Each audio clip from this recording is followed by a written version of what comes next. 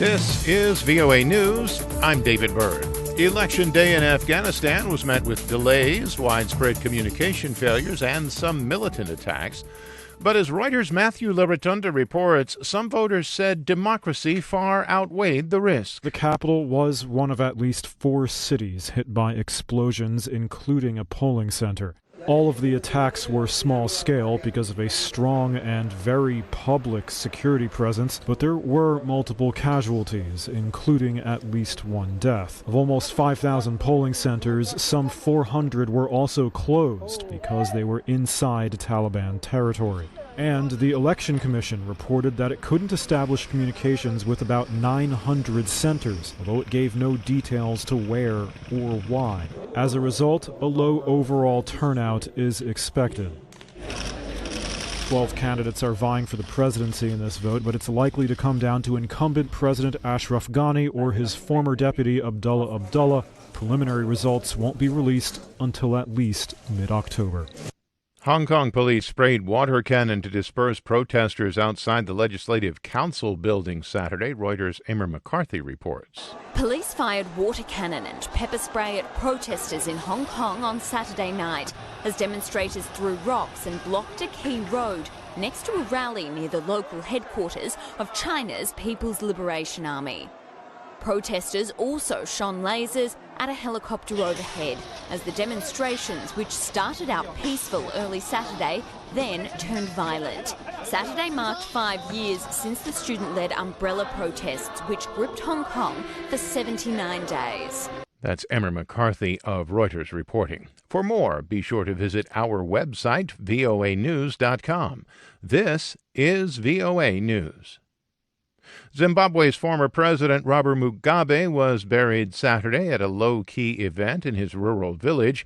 As Columbus Mavunga reports, the site was chosen after the 95-year-old former leader's family refused to have him buried at the National Shrine in Harare because he had been ridiculed. Christo, Christo, Christo.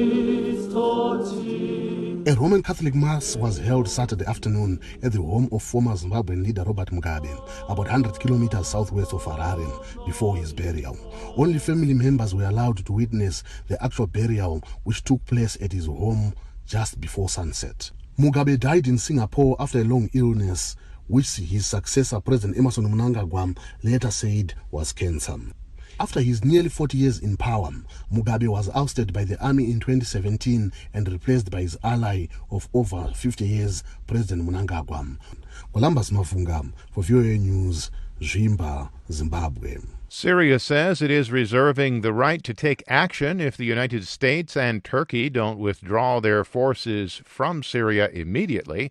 AP's Julie Walker reports. Addressing the UN General Assembly through a translator, Syrian Foreign Minister Walid al-Muallim says the U.S. and Turkey maintain an illegal military presence in northern Syria and must leave. Should they refuse, we have the right to take any and all countermeasures authorized under international law. Syria's civil war has been going on for 8 years, and while most of the country has returned to government control, the oil-rich northeast is held by U.S.-backed Kurdish groups, and rebels still hold part of the northwest.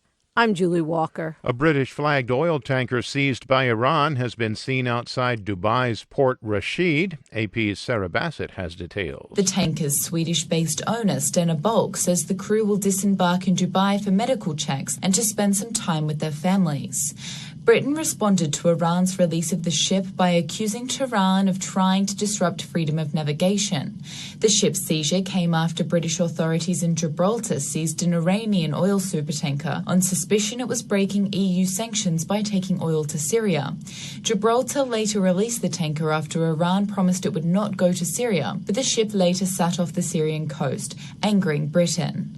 I'm Sarah Bassett. And the U.S. judge on Friday blocked new Trump administration rules that would enable the government to keep immigrant children in detention facilities with their parents indefinitely. The Trump administration issued the new rules with the hope of detaining immigrant children in facilities with their parents as part of a broader crackdown on asylum seekers arriving on the southwest border. For more, visit our website. I'm David Byrd, VOA News.